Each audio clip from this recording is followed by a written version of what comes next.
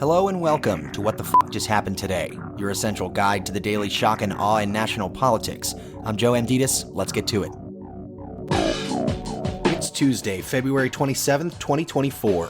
Welcome to day 1134.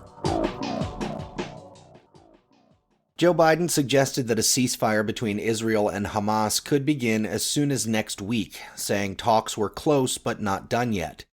Negotiators are nearing an agreement that would halt Israel's military operations in Gaza in exchange for the release of many of the more than 100 remaining hostages held by Hamas. Biden also confirmed that Israel had agreed to pause fighting in Gaza during the fasting month of Ramadan, which begins in 2 weeks. Israel, however, said it was surprised by Biden's optimism of a ceasefire deal. Meanwhile, an active-duty member of the United States Air Force died after self-immolating outside of the Israeli embassy in Washington in protest of Israel's actions in Gaza. Aaron Bushnell live-streamed his self-immolation on social media, declaring that he will no longer be complicit in genocide, and saying he is about to engage in an extreme act of protest, but compared to what people have been experiencing in Palestine at the hands of their colonizers, it's not extreme at all. He then set himself on fire and repeatedly yelled "Free Palestine" until he collapsed to the ground. Moving on, Speaker Mike Johnson was unequivocally clear that he wants to avoid a government shutdown during an intense private meeting with Biden and other congressional leaders. Biden summoned the top 4 leaders of Congress to the White House with 4 days left until federal funding partially runs out.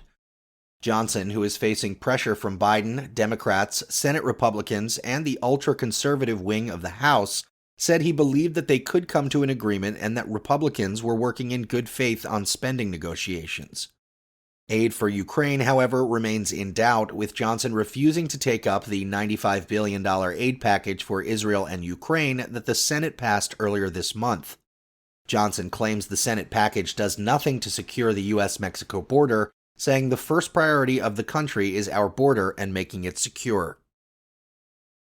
Meanwhile, the former FBI informant charged with lying about the Bidens will be held in custody indefinitely because he poses a significant flight risk.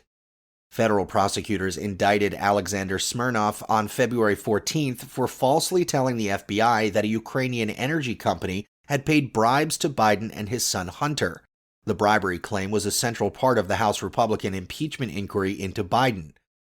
House Republicans, meanwhile, subpoenaed Attorney General Merrick Garland for records from Special Counsel Robert Hur's investigation into Biden's handling of classified documents.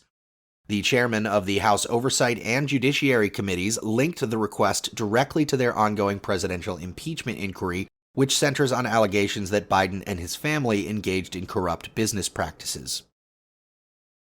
Meanwhile, Democrats in New York unveiled new congressional maps designed to help them retake the House majority this fall after voting down district lines that were proposed by a bipartisan redistricting committee. The map improves Democratic chances of picking up seats in 2 districts, but leaves the partisan makeup of 24 of the state's 26 districts largely intact.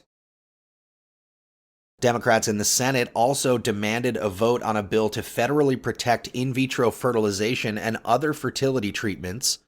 The Access to Family Building Act, introduced in January by Senator Tammy Duckworth, who had her 2 daughters via IVF, would add federal protections for those seeking IVF and other reproductive assistance methods. Duckworth asked the Senate for unanimous consent, effectively daring Republicans to block its passage. Under unanimous consent, any one senator can object to moving the bill forward. In 2022, Duckworth tried to call for unanimous consent to pass the bill, but Republican Senator Cindy Hyde-Smith blocked it without explanation.